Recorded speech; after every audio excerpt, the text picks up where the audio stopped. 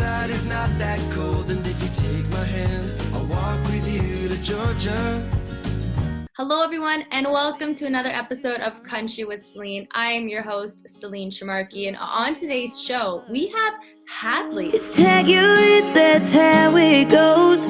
You're in bed and I'm on the road. I'll try again with Wichita. Yeah, I can't wait to get back home. Pull the cover off that old jumbo. Get a couple weeks off in the fall. I'm just calling 'cause I miss your call. Hadley, how are you doing today? I am good. I'm excited to be on here. Oh, I'm excited to have you on. Okay, so first and foremost, let's get to know you a little bit more. So where are you from and how did you find music? So I'm from Georgia, Marietta, Georgia. I've been doing music since I was, obviously younger, but I got serious when I was about 14. My stepdad asked me if I ever wanted to actually pursue music. And I feel like when you're younger, you're like, not necessarily younger, but that it sounds like that's not really a career path that you can actually be successful in. So I was like, I guess so. And my uncle is actually in the music industry, and he was like, we can get her singing lessons, try it for a year, whatever. And I loved it. So I did that for a year, and then my stepdad asked me if I wanted to go to Nashville. And I was, again, 14, so I don't know what the heck Nashville is.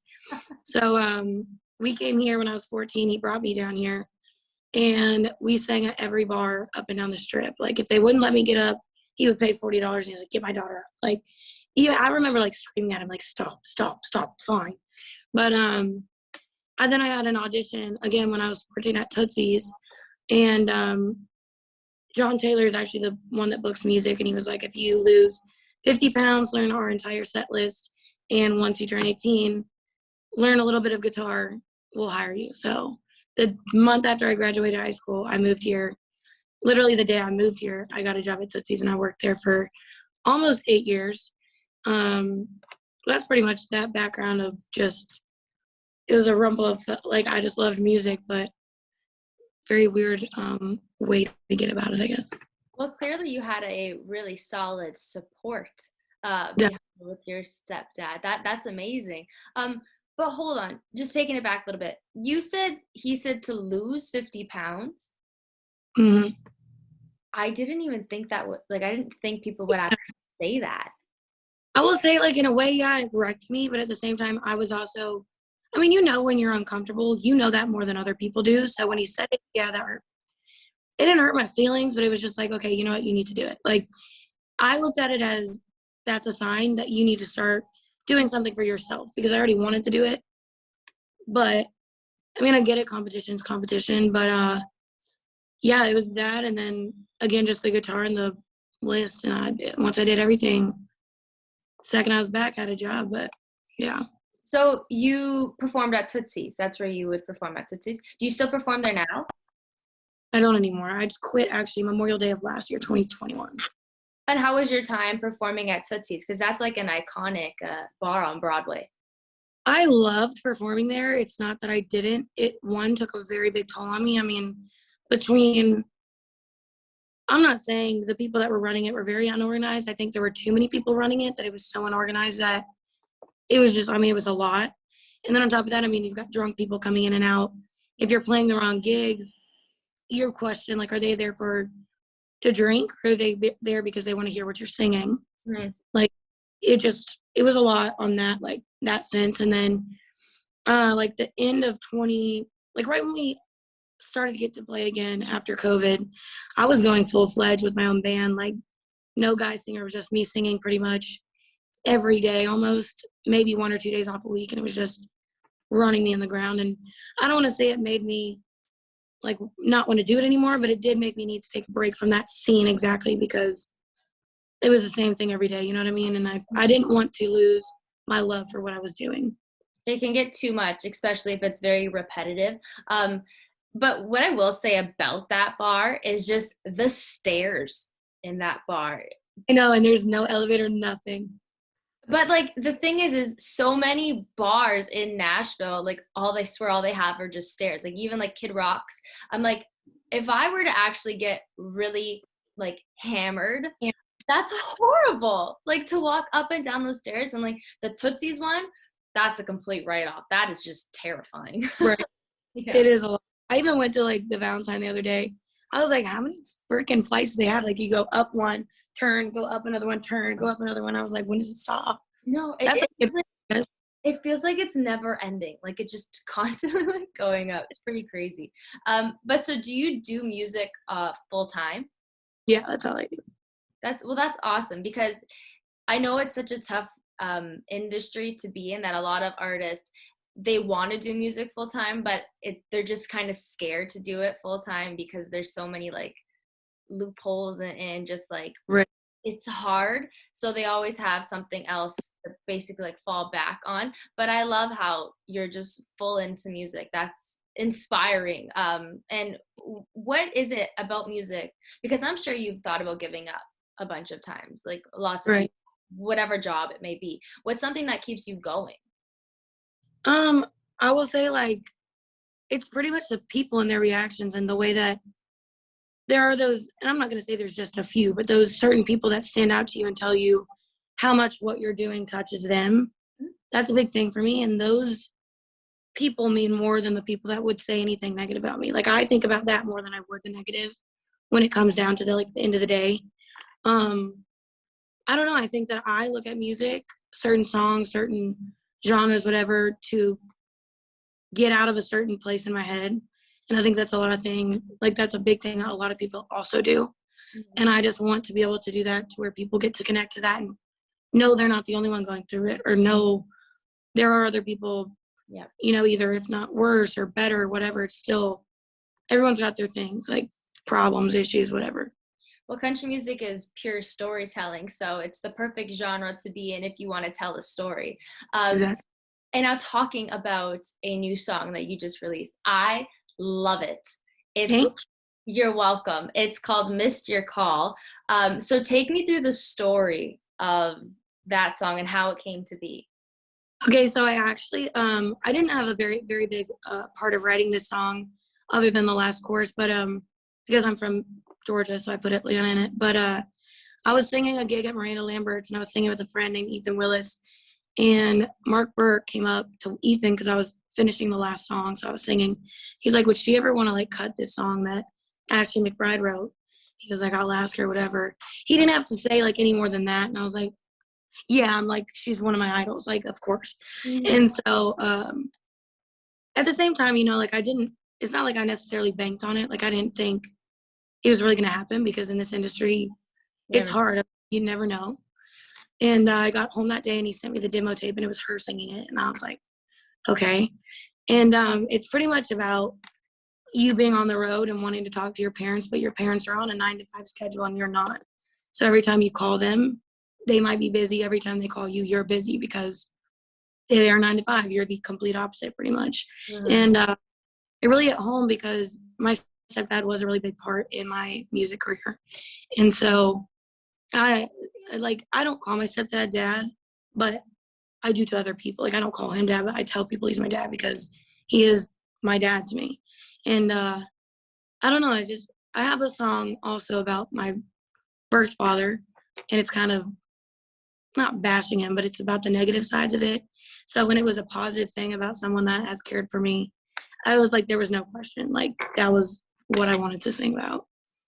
I love that song. And the song, you put like little recordings as well. So that was your stepdad. That's so adorable. So did he know that you were in the process of doing this song, or was it kind of like a surprise for him? It was a little bit of both. Like I told him about it. I never sent him the song. I just sent him what recordings he needed to send me. Because when she recorded it, she was speaking for her dad. So I just sent him like snippets of what she was saying. And I was like, send me you saying this. So we would do that. But he had no idea what it really was. And I messed up one day and I accidentally sent it in a family group chat. And I was trying, but the first name was Mom, and then it was everyone else in it. So he heard it, which I'm not mad about because it was almost done. So it at least had some meaning, whatever. But no, he didn't know like at all what it was. Well, clearly he was supposed to know when you sent it out. I mean, everything kind of happens for a reason. And actually, going off of everything happens for a reason. I'm not going to say it out loud because that's privacy issues, but I noticed numbers in your email.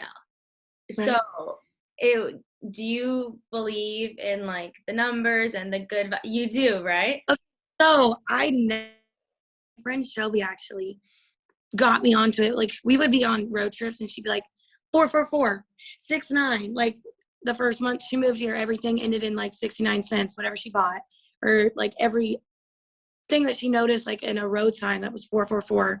Then every time that we were on a road trip, it would be 333 that I would notice. Interesting. And then it was like, for some reason, I looked up what it meant. I can't tell you exactly what it means right now, but whatever it is, it really resonates with me. And then for Christmas, she got me like all these rocks and stuff, and I never thought I would be one of those people. But now I'm like, no one touched them. They mean something. They're gonna do something for me. Get out of here. And the last one she bought me are for like creativity and like you having like success in whatever your journey is. And I was like, yeah, if anyone touches them, I'm gonna kill you. Because even if it's not real, I'm gonna kill you. I love that. I absolutely love that. I feel like a lot of people ended up like going towards that kind of route when COVID all happened. And so many people were making like jewelry too. They were making like little bracelets, necklaces, rings, and etc. of all like the little stones. And Right.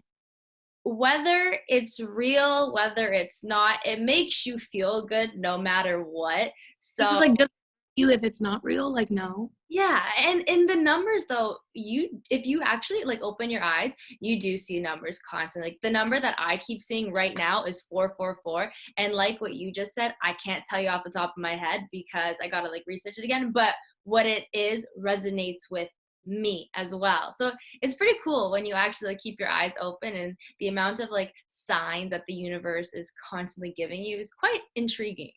Yeah, it was weird because she would notice. So like, I thought that it was pretty much because I would see 444, and I know that's her number that resonates with her. Mhm. And whenever I saw it, I'd be like 444, and she's like, "It's not. You don't call out my number. You call out your own number." And I was like, "Oh." But then once I became conscious of it, I was like, "Why do I see 333 everywhere? Like that's like I didn't know that I was so aware until all of a sudden it was just 333, and then look at the clock, 333, road sign 333, like all of that."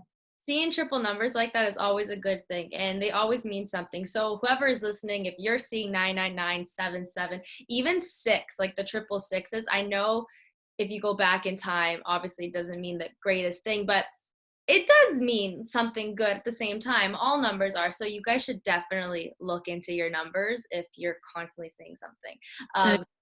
And now going back to music. So that release, what else is in store? I mean, 2022 is brand new. We are only in March. We still have, I'm bad in math, I think 9 more months to go. I think it's 9. So, Yeah, we still have time. So what else can you share that's going to happen this year? so I have another song called Trust Issues I'm releasing. I'm not sure the release date yet. I actually, right before I got on the phone call, just got a text from my producer that he is 90% done with the song. And I've already recorded all the lyrics, all the vocals. I get that at the end of the week. So trying to space out when I want to do it and trying to work on other stuff so I would like to release even more at the end of the year. So I'm trying to space out everything, but I'm very excited for that release. I wanted to do Missed Your Call first because yeah, it's more intimate and it's the first song I've done in about 2 years, released in about 2 years. And then Trust Issues is way more rock and roll, like country, but like Southern rock kind of. So I'm pretty excited. I feel like you have the voice for that, like Southern rock. I'm excited to hear that song now. I'll send it to you off the record, all right? Oh, awesome. I love you already. Thank you. And now any collaborations, or like, do you have a dream collaboration that you would love to do, or are there going to be collabs on like another song or a next song? Like, what do you have in mind with that? Right. My biggest next 2, I guess, is Drew Green's on the next one and Lydia Vaughn. Ethan Willis is on that one as well. I would love to cut Ashley McBride's song like with her, or not cut it necessarily, but like sing it with her. I would love that. Like biggest, like Gabby Barrett, I would freak out. Good. Gabby Barrett. I'm trying to think of like a male I would like to like sing with. Definitely Drew Parker. He's one of my biggest idols. I look up to him. We're also both from Georgia, so I think it's made to happen, you know. Yeah, honestly, it's made to happen. It's so interesting to know that so many of you country artists, you guys are literally from like the same, even town sometimes, or the same state. It's pretty crazy. And you guys are lucky. A lot of you guys are in the States that are country singers. I mean, here in Canada, it's very, I won't say it's hard because there are a lot of country singers, but I guess not as many as there are in the States, especially when you guys are, I think, surrounded by country music all the time, because like the southern states are more known for country music, right? Right. It's weird too because a few weeks ago, I saw this guy's name come up on one of my friends' posts. He tagged him. His name's Kenny Whitmire. He's freaking phenomenal. Anyone that wants to look him up, he's absolutely insane. He's 19. And I saw his name and I would see it come up. I was like, why do I know that name? Find out, like, I used to babysit him and be best friends with his sister when I was younger. And I've not seen him probably since I was 13, 14, like somewhere around that. And I messaged him, or he messaged me on something, I think, one or the other, whatever. And I was like, did your mom teach my brother? Like, whatever. And then a day went by and I was like, I used to babysit you. And he was like, oh my God. Like, all this stuff came back. And then last week, actually, he came here and recorded some songs with me. And I was like, you're absolutely phenomenal for someone that I didn't even know would grow up to be a singer. Like, he never touched music, nothing. Like, it was, but it's such a small world to know, like, how many people, I mean, he's from exactly where I am in Georgia. Like, it's just weird. That's amazing. What are the chances of that too? Like, that's so strange. Someone that you babysat, you go your own way for a period of time and then you kind of reconnect, and he's Right. a singer. Like, what? That's a crazy story. It's crazy. And then he's like, you want to write? And I was like, yes, but also that's so crazy to think about that, like, we're going to work together when, yeah, I don't know, weird. And like our parents each other. Yeah, right. So last one, upcoming shows. Do you have anything coming up that if people wanted to go watch you, you could tell them where to go and when? Yeah, so actually next week in Georgia, the 25th, I'm at Southern Roots. And I bring Christian Yancey, which is another one of my friends. He's from Georgia, McDonough, Georgia. I bring someone named Brett Bone. He's from here, I want to say. I could be wrong with that, Brett, don't kill me. And then Kenny actually Whitmire is coming with me, which is really freaking cool. In May, I am in Key West for Songwriters Fest. If anyone is there, please come on the 7th, I think. Hang on. Nope. Yep. 7th. General Horseplay at 3 p.m. I'm singing next April, or this April, I guess, next month. Iron Horse, which is in Bell Buckle almost every Saturday. So Cool. anyone's out and about. You have a lot of shows coming up. I'm excited. I kind of had like a dry spell, which was my own personal, I needed a minute. So I'm excited to get back on it because it does show that I do want to do it. So I'm excited. Of course. And Key West, so like Florida, tropical weather, nice, beautiful weather. That's Right. be amazing. Where exactly in Key West? Is it like a beach bar club? Like, So it's actually just a bar. I go back and forth now that when I quit Tootsies, I never do anything spontaneous. I quit Tootsies and the next day I had a flight booked out to go to Key West to play there. I play at probably like between 8 and 13 different bars all up and down a street called Duval. And Songwriters Fest is a little bit different. Like, you do have certain bars that do the actual, I guess, shows. I don't know how I would say that, but like the actual event, I guess. But there's multiple ones that do it. I got lucky enough to get one of them, but I also play at other bars while I'm there. So it's pretty exciting. It's like a mini Nashville. Like, there's a street with bars. I will say the good thing is that, one, there's not very many females there. Two, there's not as many bars with music. So it is a little bit fewer like you get a little bit more luck, people coming in and stuff like that. So yeah, I mean, if I were an artist, I feel like I would be, me personally, I feel like I'd be very intimidated to constantly play Broadway because, like you were kind of mentioning, every single bar there's like a band and there's so many like female artists as well. So I mean, if you want to make it big, yes, Nashville probably the best spot to go. But if you want more people to kind of know your music and like Right. become like unique to them, you go somewhere where there's not as many people trying to pursue this dream. But Key West is beautiful as well. So I mean, you lucked out with that one. That's gorgeous. Yeah, I did get that. I will say, I mean, there's ins and outs to all of it. I feel like it is good to have a different scenery. Of course, always stay in touch with, like, Nashville will always be my home. I love Key West, and the people there make me feel like I'm home. But Key West is not my home. I know it's not. And it's, hot as all get out all the time. Even during, like, winter, it's hot. Like, there's days that, like, now that I've got best friends there and stuff like that, they'll text me and they're like, it's 56. They're like, it's so cold. I'm like, 56? It's snowing here. Like, wow. But the people there do make me feel like it's home, in the environment. When I'm in my element, does make me feel like home. But overall, it's not. Nashville is always going to be my home. You know what I mean? Nashville's the home of country music, so Nashville is the home for country artists as well. Right. Well, thank you so much, Hadley, for chatting with me today. Thank you. I was so interested to know more about you. And I'm going to be on the lookout for that song, but I know you said that you're going to send it to me off the record. Yes. I can't wait to hear that. And upcoming shows, you just listed so many places. So if anybody wants to go out and listen to her play, there you go. Perfect. Yeah, I have, if you go to my website, my calendar's all up there. It's just hadleymusic.org. And then I've also, if you guys go to Tipsy, like TIPSEE.com, you can look up artists, and I put all my shows on there as well. So either way, or my Instagram, Facebook, all of the above. I know all the socials, honestly. I know, because I always forget, like, Yes. But, well, don't worry, your socials will be linked in this video as well, so everybody knows exactly where to click. If they're watching this on YouTube, all you got to do is scroll down and look into the little info box. And if you're listening on a podcast, just go to the little info box again, and everything will be listed there. So thank you again, and it was a pleasure chatting with you. Thank you so much. I love talking to you. It's how you hit, that's how it goes. You're in bed and I'm on the road. I'll try again when we get to Atlanta. I can't wait to get back home, pull the cover off that old jumbo.